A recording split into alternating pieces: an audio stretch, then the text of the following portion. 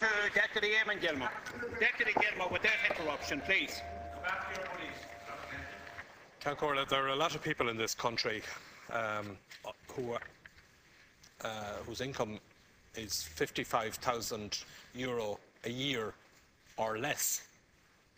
And many of those people have already lost their jobs or businesses, and those that haven't have had their pay reduced. And all of those people this morning picked up their newspaper and read that Mr. Fingleton paid himself €55,000 a month in the 4 months beginning of 2009 after he had got the bank guarantee, and on top of that he paid himself €1 million of a bonus which has not yet been paid back. Now, what's interesting about that was that Mr. Fingleton was heading up an organisation that, as we now know, is going to cost us, taxpayers, €2,700 million in money that has to be put in to bail it out. That's almost the total amount of money that the government will be looking for in the next budget. And the reason that that's being looked for is because of the scandalous way that that building society conducted its business down the years, loaning out money, a building society set up to give mortgages to house buyers, and instead of that, it was given big buckets of money to about 30 people in a process of kind of rolling enrichment, or that was the expectation. Now, as I said here yesterday, there had been for some time a degree of discussion in business circles that all was not well in Nationwide. And I asked the Taoiseach yesterday about his period of time as Minister for Finance between 2004 and 2008, and I asked him if he had got any report from the financial regulator or the Registrar of Friendly Societies or any of the state agencies that things were not as they should be at Nationwide.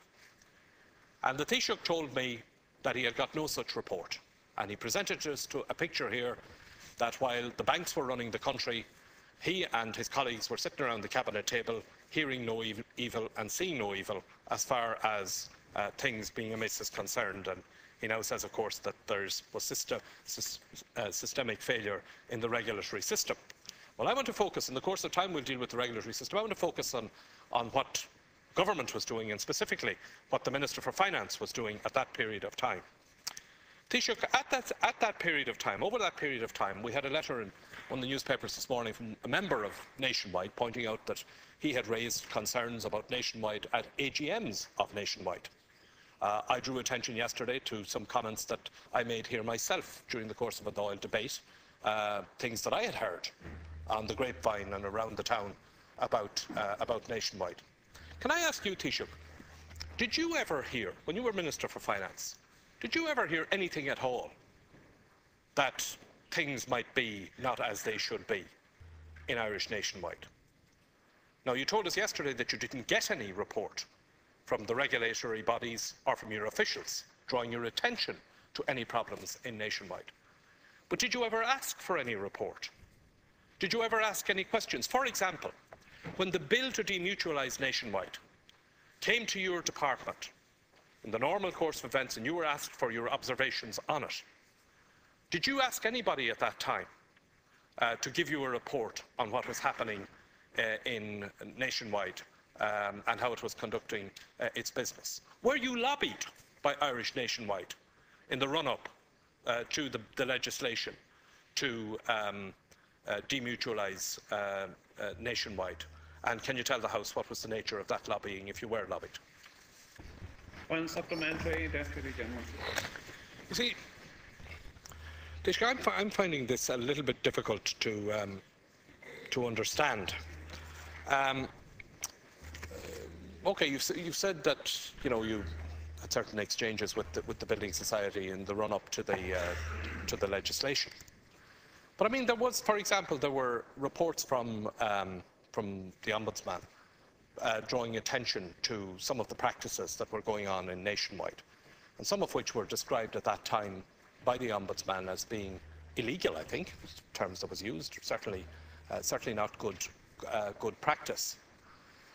This building society, Taoiseach, had become, had moved from being a normal building society lending out mortgages to its members to buy houses, and it had moved from that into big-scale property speculation and lending for it. Please. Now, you say that, I mean, you paint a picture here that, you know, that you were closeted up there somewhere in your office, and that you had no idea whatever about what was going on, that you were entirely at the mercy of the regulator, what the regulator might tell you or mightn't tell you, and you weren't told anything. I find it very difficult to understand how, as Minister for Finance, over a 4-year period, that you didn't come across the kind of talk that was going on about Nationwide. You see, I know, we've ended up in this situation with all of the banking institutions and the financial institutions, and there is some of it, I think, that you can say, well, yeah, that came as a big surprise about that particular institution or another institution, that they got caught up in this. But Nationwide was no big surprise. The scale of it, yes. I mean, what has now turned out to be this huge black hole is much bigger than anybody expected. Scale of it, yes. I think everybody is shocked at that. But nobody who knew what was going on in financial business around this town over the past number of years is greatly surprised that Nationwide is involved. And you were trying to tell us that you'd never heard anything of this at all, even though the government was preparing legislation for the demutualisation of Nationwide. And incidentally, you'd say it was legislation for building societies, as if every building society was involved in it. That legislation, Taoiseach, was tailor-made for Nationwide. It was designed to facilitate Nationwide, and you talk as well about the members of the society. The legislation was tailor-made so that those at the top of that building society were going to be the biggest beneficiaries from that demutualisation. It was a piece of legislation that was highly favourable to Mr. Fingleton and some of his close friends in the society. So, I think, Taoiseach, it's all very well to say, well, we're going to have some kind of an investigation or some kind of an inquiry, and we look at the regulatory system and so on. I mean, I think that you need to be a lot more frank with the Dáil and with the Irish public about the state of your knowledge about the conduct of Nationwide over the period of time that you were Minister for Finance, because it is not credible to suggest that you heard nothing and you saw nothing.